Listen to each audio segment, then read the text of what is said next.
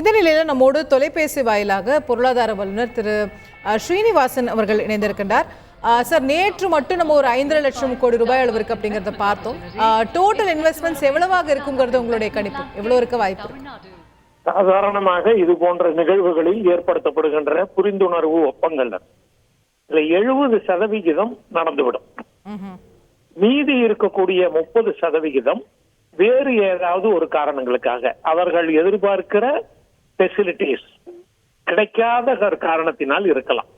அதுவும் கூட வேறு ஏதாவது ஒரு இடத்தில் ஒரு சிறிய அளவில் வந்து விடுவார்கள். அதனால 70 முதல் 75% நாம் போட்டு இருக்கக்கூடிய புரிந்துணர்வு ஒப்பந்தங்கள் வந்து சேர்ந்துவிடும். இதற்கு காரணம், கடந்த பல வருடங்களாக இதை போன்ற ஜிம் நடந்து கொண்டிருப்பதனால், குளோபல் இன்வெஸ்டர்ஸ் மீட் நடந்து கொண்டிருப்பதனால், இதை நடத்துவதற்கு முன் பூர்வாங்க நடவடிக்கைகளை, கலந்துரையாடல்களை, ஆராய்ச்சியை, கள ஆராய்ச்சியை செய்திருப்பார். அதனால் இது ஒரு வெற்றிகரமான திட்டமாக அமையும். மத்திய மாநில அரசுகள் தங்களால் என்ன வசதிகளை செய்து கொடுக்க முடியும் என்பதை சொல்வார்கள். இப்ப மாநில அரசு செய்து கொடுக்க வேண்டிய வசதிகள், நீர், ஒரு தொழிற்சாலை இருந்தால் அதற்கு தேவைப்படுகின்ற நீர். இப்ப நம்ம ஹுண்டாய்ங்கிறத பத்தி நம்ம பேசினோம்.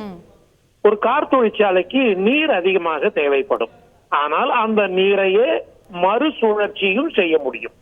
அதனால் இதை போன்ற விஷயங்களை முதல் நிலையில வரப்பொழுது, அந்த நிறுவனங்கள் வருகின்ற பொழுது இது கிடைக்கவில்லை.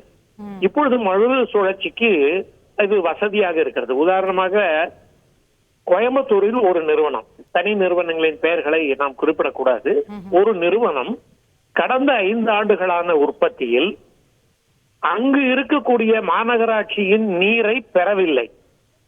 அவர்களுடைய அலுவலகம் இருக்கக்கூடிய, தொழிற்சாலை இருக்கக்கூடிய சுற்றுச்சுவர், காம்பவுண்டுக்கு உள்ள இருக்கக்கூடிய நீரை நிலத்திலிருந்து பெறவில்லை, மழை நீரை மட்டுமே மீண்டும் மீண்டும் பயன்படுத்துகிறார்.